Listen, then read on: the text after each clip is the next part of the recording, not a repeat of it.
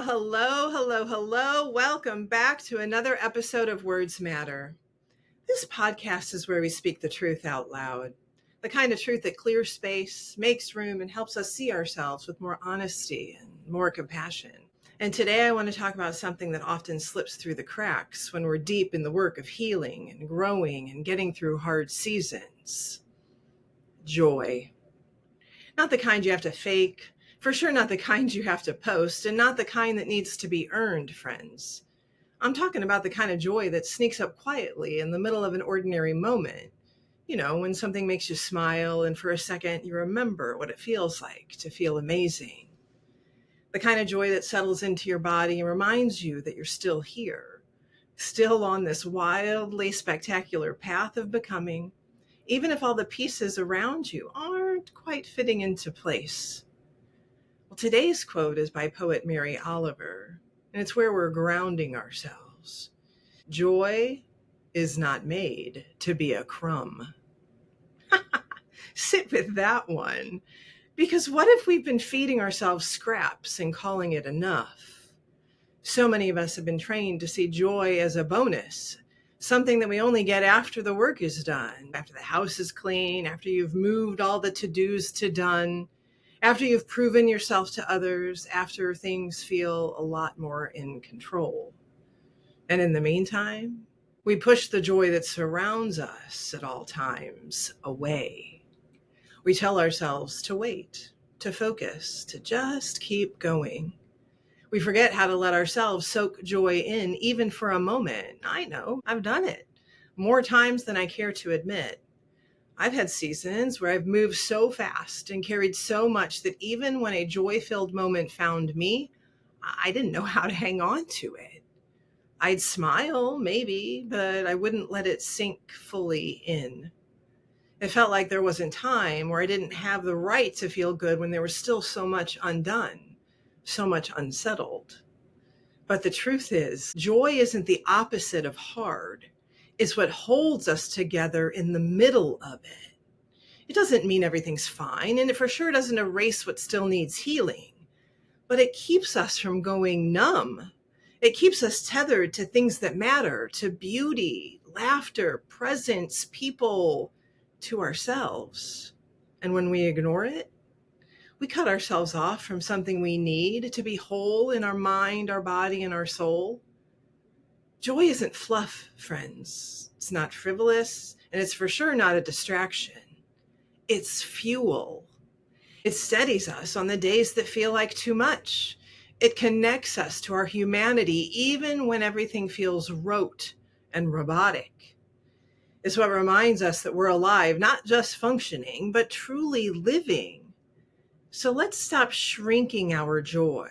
What do you say? Let's stop saving it for later.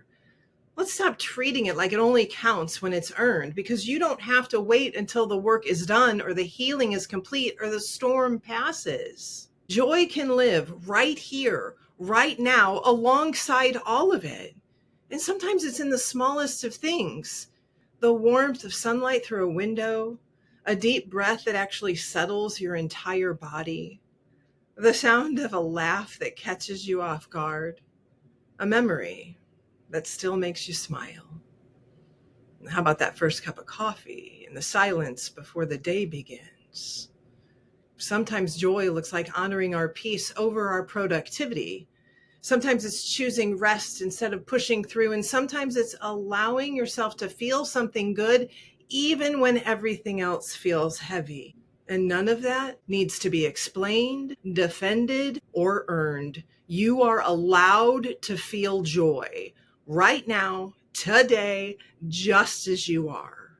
Not because everything is perfect, but because you are still here, still doing the work, still showing up day in and day out for others and for yourself, because deep down you do know that it's all worth it, because you are worth it. So if you've been cutting joy down, telling yourself, I'll get to it later, I want to offer you this.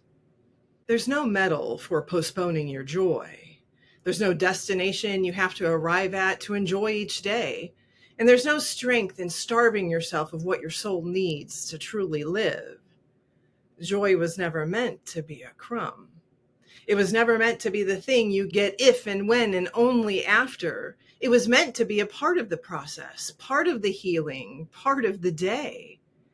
So friends, my encouragement for you today is to find joy in your journey every step of the way. Let it in. Make friends with it. Help it to become a part of you in whatever way feels right, simple, real. Light the candle. Take the walk. Open the window. Watch the sky. Feel the sun. Breathe the air. Hear the sounds. Taste the moment. Savor the stillness. Notice the sparkle. Follow the nudge. Catch the whisper. Trace the memory. Say the thing. Speak the truth. Write the words. Dance the dance. Play the song. Laugh the laugh. Name the dream. Cry the tears. Touch the truth. Claim the morning, routine the evening, stretch the edge, shake the dust, stand the ground, rest the body, anchor the breath, tend the hurt.